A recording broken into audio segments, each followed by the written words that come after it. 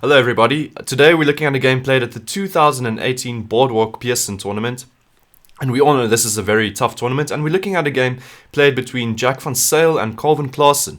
Jack van Zyl is Daniel Cordery's protege, and Calvin Klaasen has actually been on the chess scene quite a while, one of our strongest players in the top 10, still very young for his rating, so definitely someone to be looking out for as the country's new best. So we have a Trompovsky, c5, and now just knight c3.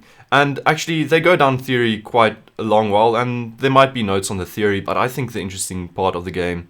Oh, just this is a note that the queen and the bishop are already out of the way for the king, so casting queenside is very nice for white, and you've already started your attack. And f4 now.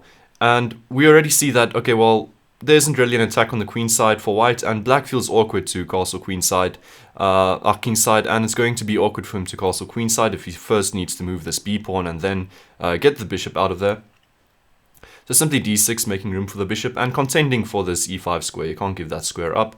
And knight f3, putting more attack there. It seems like this bishop's trapped, but h6 doesn't really do anything yet.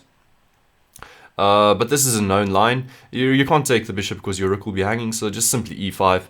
And now Jack has successfully played for the e5 square and still playing a known line. Knight takes e5. Where if he had gone f takes e5, it just transposes into the same trades. And actually, it's a theoretical pawn sacrifice.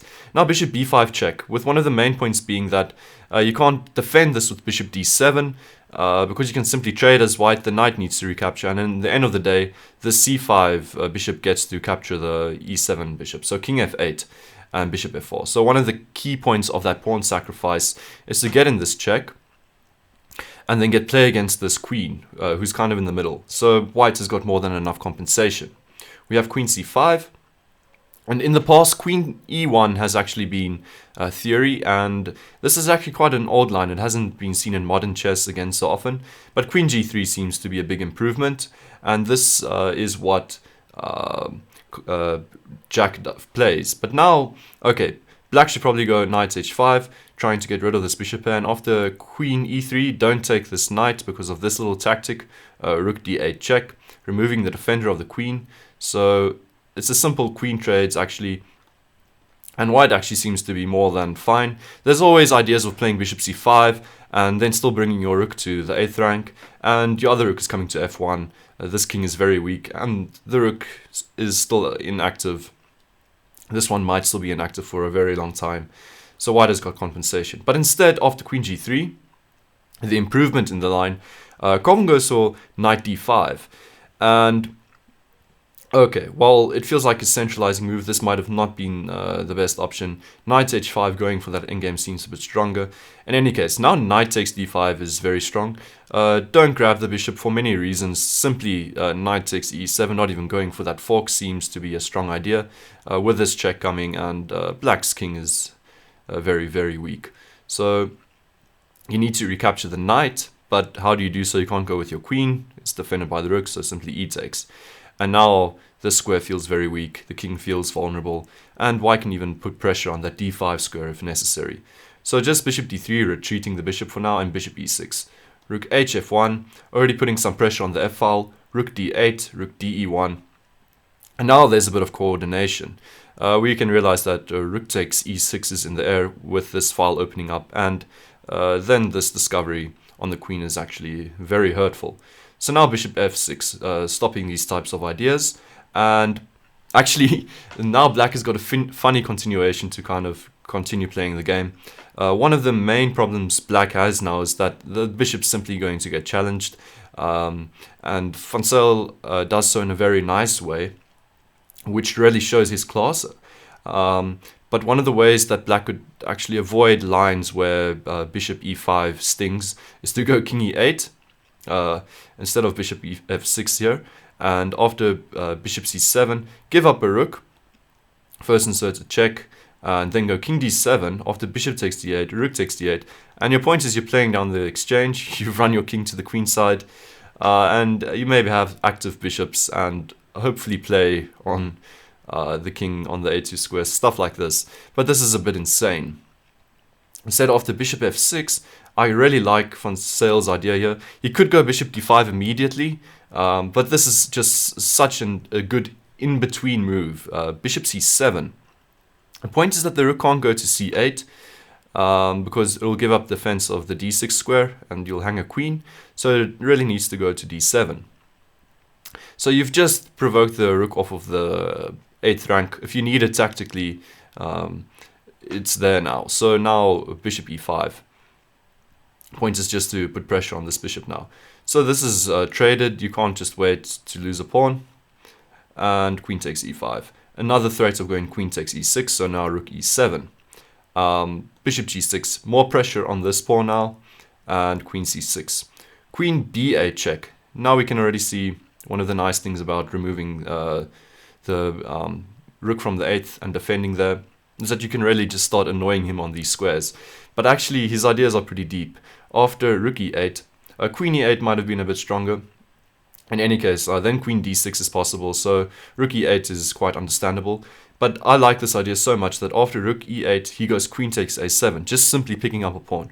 Remember, he gave up a pawn earlier in the game with his e5 break, and it's only now that he's regaining the pawn. And okay, the king, there's still a bit of work to be done here. Apparently queen b5 is an idea just to hold on to the position, but king g8 also makes a lot of sense. It threatens this bishop. Now the bishop's off of the fork, but I like this move now a lot, again from von Zyl. Just rook takes e6. This comes with a lot of force. You can't go queen takes because of bishop takes f7 check, and that is going to lose the queen. And okay, although you maybe trade into this endgame where you have 2 rooks for the queen, you barely have any pawns. Your king is very exposed. You might need to be active. You're losing these pairs of pawns, and white actually is going to run up his 3 passed pawns very comfortably, so you can't do that. So after rook takes e6, just simply rook takes e6, and bishop takes f7 check, king h7, and after bishop takes e6, queen takes e6, the queen just takes that pawn on b7. And this was a very deep line, starting with queen takes a7, just to simply pick up another pawn. And for the first time in the game, he's actually up 2 pawns now. Sorry, so, or wait, is it 2 pawns? So and these 2 pawns are very strong. Black's other pawns aren't even passed. Potentially this one might be a threat if he can play, but actually this is just the winning endgame, and von Zyl does so flawlessly after picking up these 2 outside passed pawns. Rook e8, just simply retreating the queen to b3, not making any blunders. Rook d1, also counter-attacking, playing against this pawn. He's defending, but a move later he's attacking again. Queen f3, and okay, the position starts winning itself after a while. There might have been one place where he could have played more aggressively. I think it was here, instead of e3, a3, he could have gone for this check after king h7, queen d3 check, and something like d6, just pushing a4. This would have been a more aggressive option, but he played it safe. His advantage is going nowhere.